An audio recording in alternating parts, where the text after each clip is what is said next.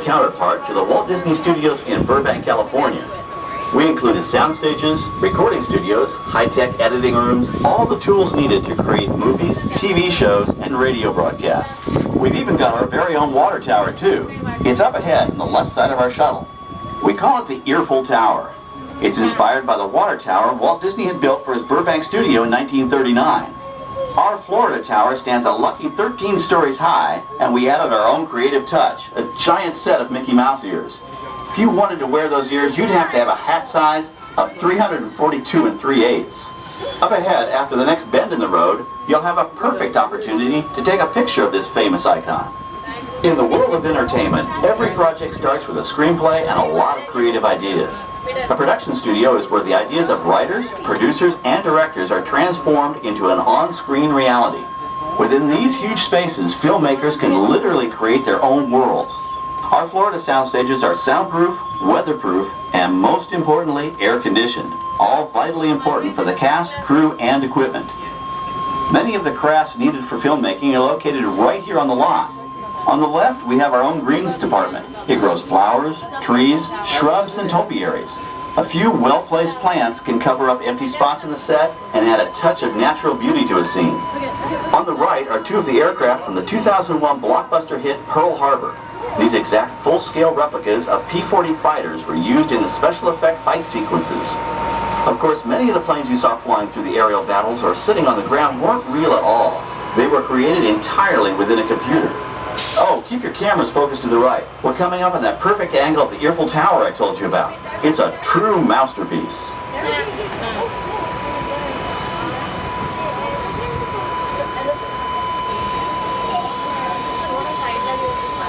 We're entering one of our most glamorous and colorful departments, creative costuming.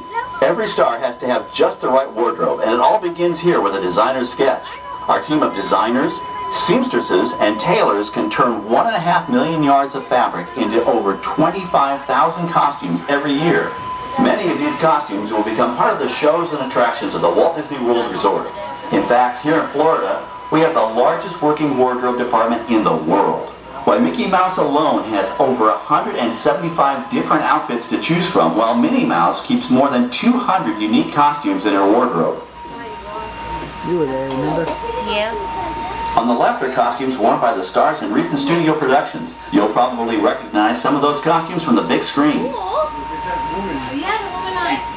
Every story needs a setting, and our design staff can create just about any place a script calls for, from an urban city street to a remote desert canyon. On the left is our scenic shop where large-scale sets and props are built. Our team of set designers, carpenters, artists, and engineers has created caves and caverns, game show sets, even replicas of the U.S. Supreme Court and NASA's Mission Control, all on our sound stages. The shop also provides sets and props for our shows and parades here at Walt Disney World. The same skill and craftsmanship that goes into a movie set can also be used to create magic for our parks. Either way, it's all about making dreams come true.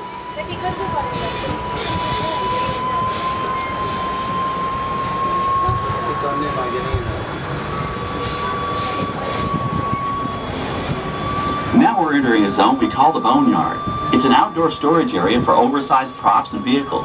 Cars, trucks, boats, planes, we often save these props in case we need them for future productions. In this backlot collection, you may find real working vehicles, non-working mock-ups, and even large-scale miniatures used in special effects shots. Large-scale models create a more convincing illusion on camera. We even place small cutout passengers in the windows of the plane.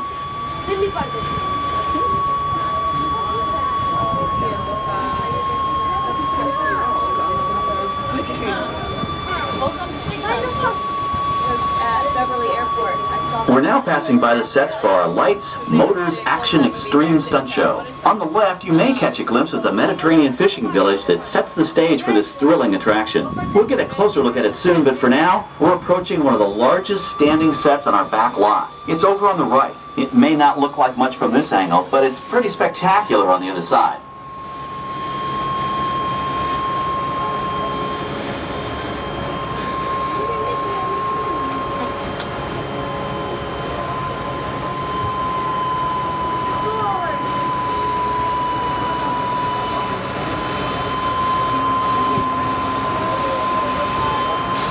This is great, folks. The production crew has just given us clearance to enter the set. Hello, Backlot Tour. I'm Amy, a production coordinator here at the studios. I can see your shuttle heading toward our canyon set. I've given your driver permission to come in and take a look around. I'm up here with our effects crew, and we're getting ready to shoot a test sequence. Oh, on the way in, you're going to be crossing a wooden bridge, and things may get a little bumpy, so please, hold on to your belongings, especially hats, cameras, and glasses, and keep an eye on any small children in your party. And of course, please remain seated at all times. Welcome to the set. As you can see, we brought the bare, dry deserts of Southern California to green, typically humid Central Florida. This set is based on real locations that our production designer took pictures of. Our set crew spent about 6 months building the canyon, but we've used it for a number of TV shows and specials over the years. For our upcoming production, the script called for a tanker truck. We found this one in our boneyard, but it was too big to drive into place. So we picked it up with a crane and set it down here. We're up on the overhead platforms, and I see our director has arrived. As soon as the rain effect is ready, we'll begin the sequence. This sudden shower is really just a special effect.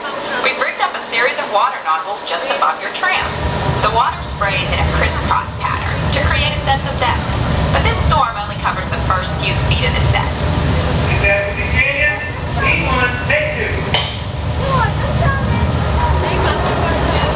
Okay, still time. Everybody stay seated. Hang on to your belongings and watch your children.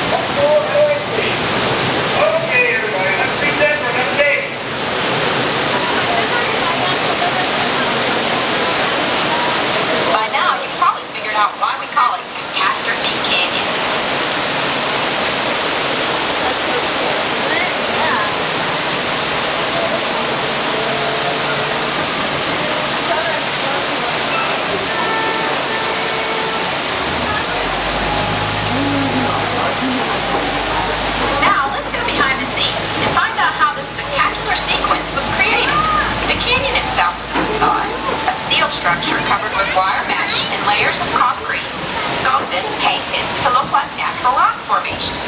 Narrow yellow pipes carry propane gas to fuel the explosions and fire effects. For the flash flood, we used 100% real water, about 70,000 gallons of it, dumped from overhead tanks. Oh, but don't worry, we recycle. All of that water will be pumped right back up to the top for the next take. We shoot some of the water through air cannons for an extra dynamic effect. Those air cannons are powerful enough to shoot a basketball over the top of a skyscraper the size of the Empire State Building. To top it off, our shuttle was sitting on hydraulic shaker tables. They provide the shaking, rattling, and rolling sensations for the scene. The entire sequence can be reset in 3.5 minutes. That's just enough time to bring in the next shuttle. Well, I've got to get ready for our next take. Thank you all for being part of the action. Hey, I'm needed back on the set, so enjoy the rest of your tour. Okay, well, thanks, Amy, for giving us access to the set.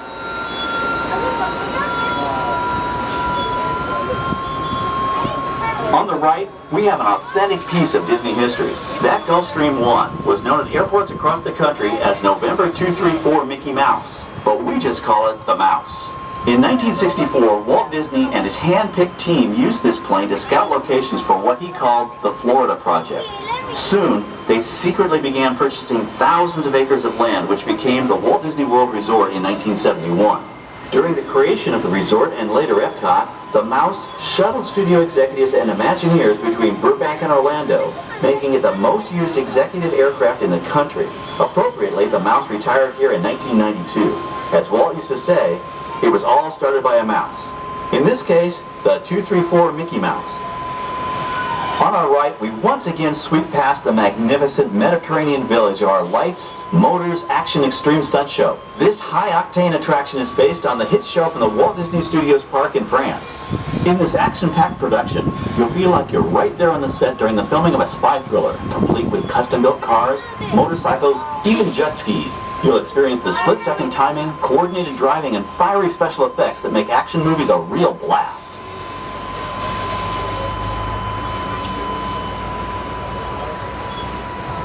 The staging area to our right is known as Acceleration Alley.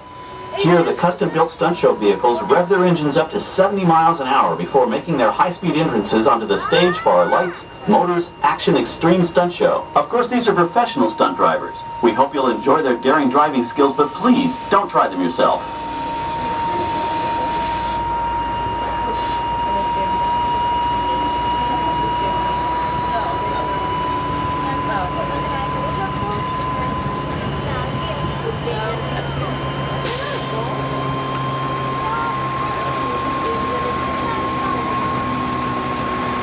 On the left, we've reached our second Boneyard with more historic props and vehicles.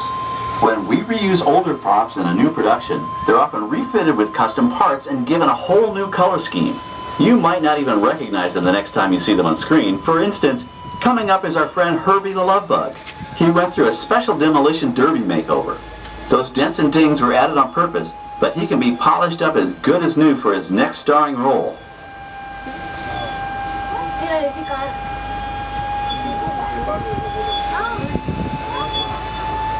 On our right, we now have a very different view of the fishing village set. From this point of view, you can see that there is no inside to the buildings. They are just false fronts or facades. In the movie business, set builders only create what the camera has to see. It's an old movie trick dating all the way back to the silent era. To add to the sense of realism and avoid the cost of set building, many of today's television shows and movies film on location in cities and towns across the U.S. But out in the real world, you've got to contend with noise, traffic, crowds, and various visual elements that may or may not belong in your film. Here on the backlot, we can avoid these problems because we created our very own flexible urban environment. Our Streets of America facades can stand in for a small town or a giant metropolis. As we come around the last corner on our route, you'll see the skyline of New York City in the distance. It's really a series of painted flats, expertly designed to fool the eye and the camera. We can dress and decorate these streets to look like any city we want, from Chicago to San Francisco. Depending on the choice of vehicles, props, and costumes, we can even turn back the clock and set our story in a different time. And what's more, these sets are built with Florida weather in mind. They're made to withstand 100-mile-an-hour winds. You're welcome to visit our Streets of America anytime during your visit today and get an up-close look at the skills of our set designers and builders.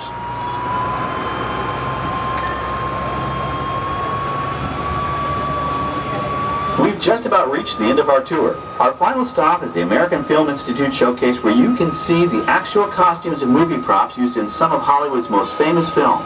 There are some pretty amazing items in there, so feel free to take all the time you like. Please stay seated until our tram comes to a complete stop and check around you for any personal items that may have fallen during our trip.